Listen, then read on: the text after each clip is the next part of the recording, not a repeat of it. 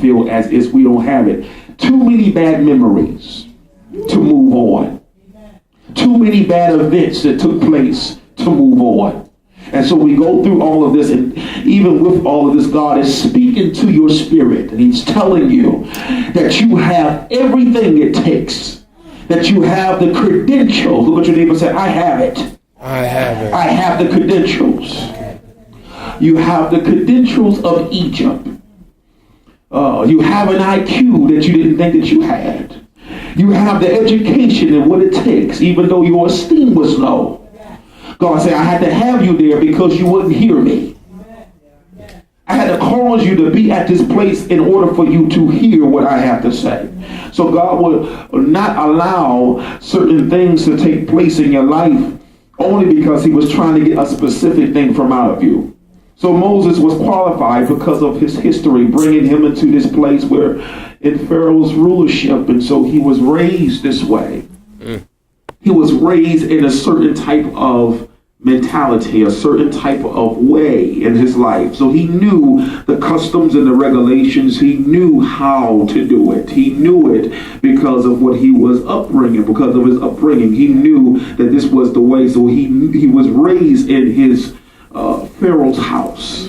So Moses had doubting problems. He had issues. He had things where even though he was in this particular culture, it was something about this particular place where it was grievous. It was a place to where it was acceptable. It was accepting. He was accepting. In other words, he was accepting this particular mentality or sitting this particular place where he just, well, this is the way it's supposed to be. This is the way it's always going to be. And this is the way I think. This is the way I feel. And this is what it is. But God said there was something greater coming from out of him that was involved in this particular area called Egypt. And so Moses, he was tending the flock of Jethro, where his father-in-law, the priest, amen, began to speak to him. And so the angel of the Lord appeared to him, and the flame of fire came, and he began to encounter this particular burning bush, and the burning bush spoke to him, and Moses saw this thing burning up, but yet it was not burning him. So your past has been bumping certain things into existence, bringing things to a point that it has been really fiery, has been attacking you. Some of you right now are going through areas to where certain things are attacking you. Watch this. It's been attacking you, and the adversary has been trying to take you out because he's been trying to allow these things to burn you up. But you got to begin to understand that although you are tired, amen, it is not going to burn up what God said in your life. Although certain things are happening in your life, you must understand and realize that it will not kill your joy. Do not let anybody, not anything in your life kill your joy, kill your peace. Amen. I wish somebody was there with me tonight. Hallelujah. I preach it the way I want to preach it. But I want you to understand that I don't want any of you to understand any different, that your faith will not fail you in this season. Amen. Some stuff have been destructive and trying to destroy your stuff, just trying to destroy everything around you, and you feel that because of certain things that's being let loose or released from your life or not happening, you think that God forgot about you. So it looks like the burning bushes in the midst of it has been trying to tear you apart, but do not be intimidated by what you see. That's what God is saying. He said, do not be intimidated by the burning or the bush that's being burned. Do not be intimidated by what you are seeing right now. Do not be dismayed or intimidated by what the spirit of the enemy is trying to do, because he's trying to introduce a falsehood, a way of life, a thought, a memory.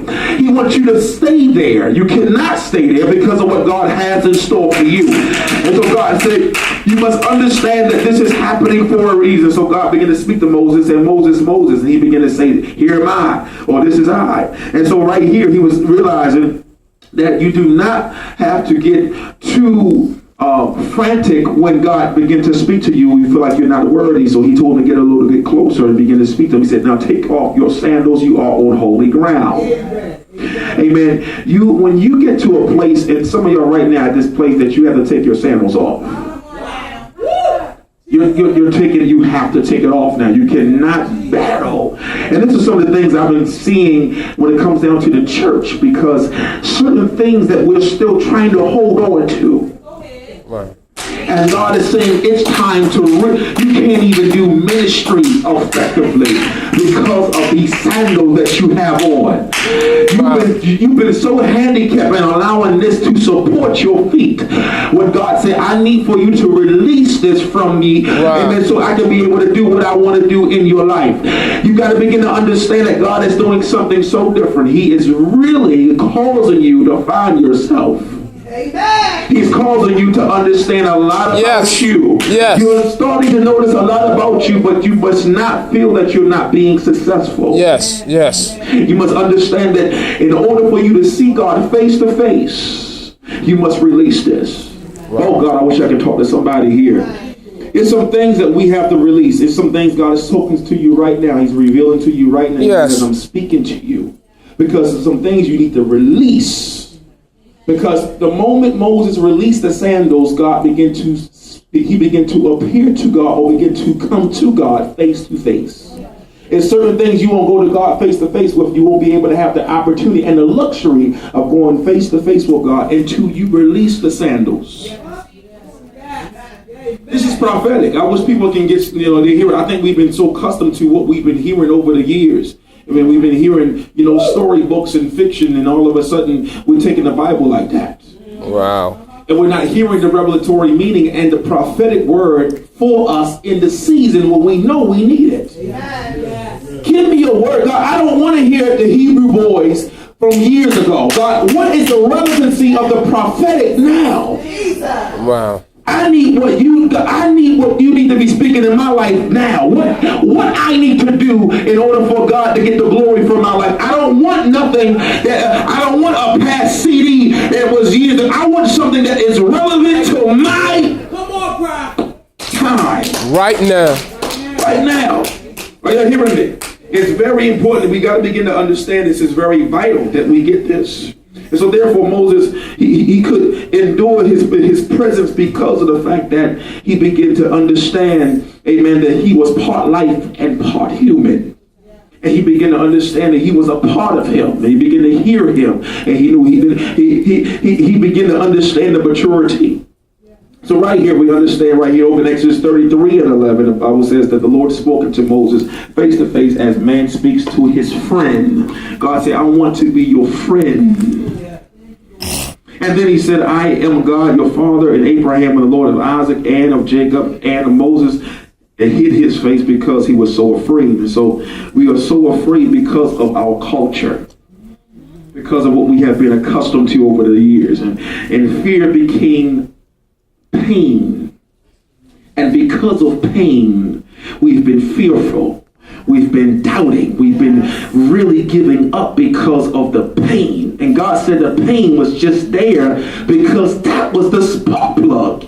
You needed the pain. I know it don't feel like you don't need, but you needed this pain in order for you to be able to understand what God is doing. However, we want to, the enemy wants to equate pain and put fear in it. So you cannot understand. Don't let your pain ruin you. Just understand that it is for a reason.